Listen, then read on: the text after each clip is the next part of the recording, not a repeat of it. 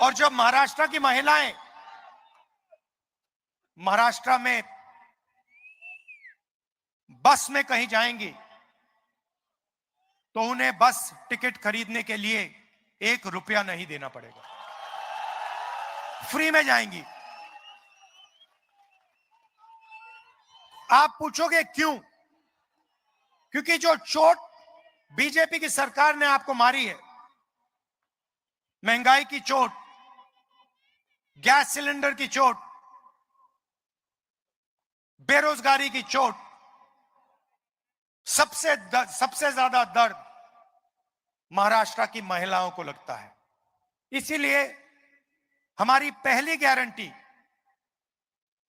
महाराष्ट्र की महिलाओं के लिए बैंक अकाउंट में सीधा 3,000 रुपए हर महीने और फ्री बस ट्रैवल पूरे महाराष्ट्र में।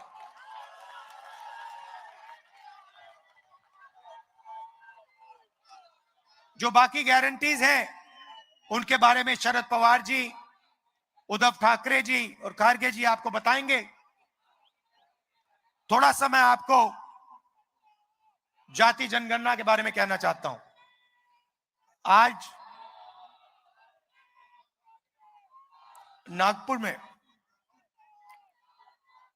हमने एक सम्मेलन किया, उसमें हमने जाति जनगणना की बात की। भाइयों और बहनों, हिंदुस्तान में 15% दलित आबादी है, 8% आदिवासी हैं, मगर आज तक किसी को नहीं मालूम कि इस देश में पिछड़े वर्ग के कितने लोग हैं। कोई कहता है 50 हैं, कोई कहता है 55% हैं, कोई कहता है 60% है, किसी को नहीं मालूम।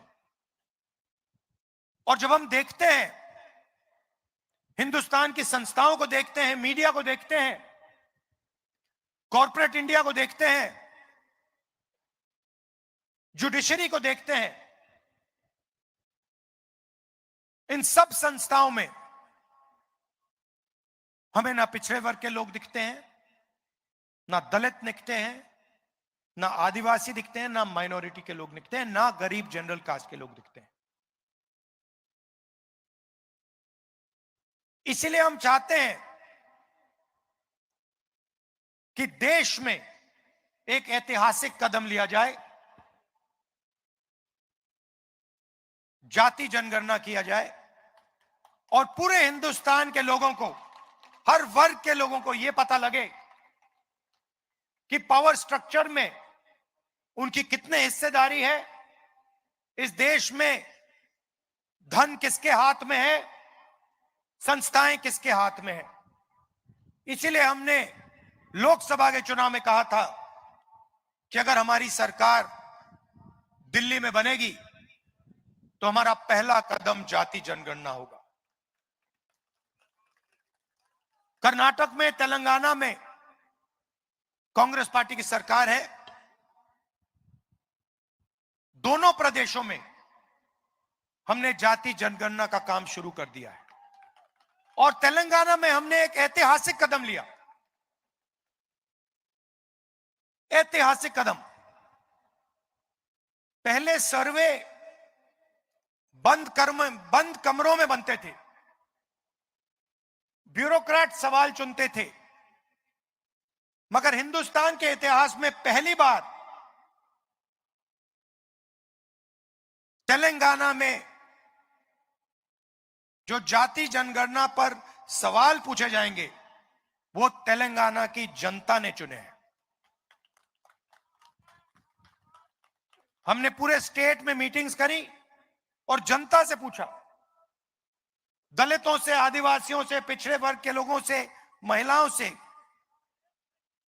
कि कौन से सवाल पूछे जाने चाहिए। आप क्या जानना चाहते हो हिंदुस्तान के पावर स्ट्रक्चर के बारे में, हिंदुस्तान के धन के बारे में, आपकी आबादी के बारे में। और जनता ने हमें सवाल दिए। महाराष्ट्र में भी जैसे ही हमारी सरकार आएगी, हम जाति जनगणना का काम शुरू कर देंगे। और पार्लियामेंट में मैंने साफ कहा है, मोदी जी कुछ भी करें, जैसे ही इंडिया गठबंधन की सरकार दिल्ली में बनेगी, वैसे ही जाति जनगणना होगा। और ये जो 50% की सीलिंग लगा रखी है, जो दीवार बना रखी है रिजर्वेशन की, इस दीवार को हम तोड़ देंगे। भाइयों और बहनों, विचारधारा की लड़ाई है। अगर यह संविधान खत्म हो गया तो हिंदुस्तान के गरीब लोगों के पास, दलितों के पास, आदिवासियों के पास, पिछड़ों के पास कुछ नहीं बचेगा। जो भी आज आपको मिला है, चाहे ये आईआईटीज हो, आईआईएम हो, शिक्षा का सिस्टम हो, स्वास्थ्य का सिस्टम हो, आपकी जमीन की रक्षा, ये सब संविधान करता है। अगर आज अदानी जी पर थोड़ी सी रोक लगी हुई है, तो यह संविधान के कारण रोक लगी हुई है। और यह जो किताब है, यह सिर्फ एक किताब नहीं है। इस किताब में महापुरुषों की सोच, हिंदुस्तान की आवाज है इस किताब में।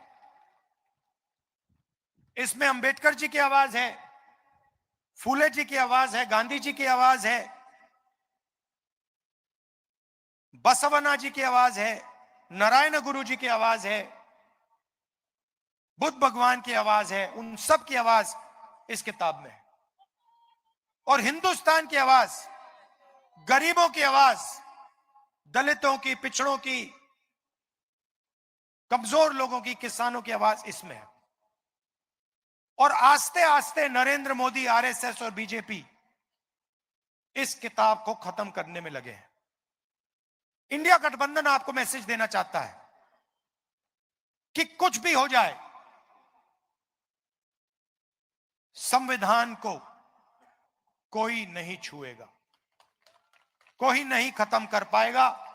इंडिया गठबंधन एक साथ खड़ा है, हिंदुस्तान की जनता एक साथ खड़ी है। हम इसको कभी खत्म नहीं होने देंगे। आप सबका मैं दिल से धन्यवाद करता हूं। चुनाव का समय है। आपकी जो पिछली सरकार थी, वो आपके हाथों से चोरी की गई। बीजेपी, आरएसएस, इन लोगों ने आपसे आपकी सरकार छीनी। चोरी करके, एमएलए खरीद कर आपकी सरकार छीनी गई। यह आप याद रखिए। और इस बार महाराष्ट्र की सरकार बनाइए, जो आपके प्रोजेक्ट दूसरे प्रदेशों में ना भेजे, जो आपकी धारावी की जमीन अदानी जी के हवाले ना करे, मगर महाराष्ट्र के किसानों के लिए, मजदूरों के लिए, छोटे व्यापारियों के लिए, स्मॉल और मीडियम बिजनेस और युवाओं के लिए काम करे। आप सबका फिर से बहुत बहुत धन्यवाद। नमस्कार, जय हिंद।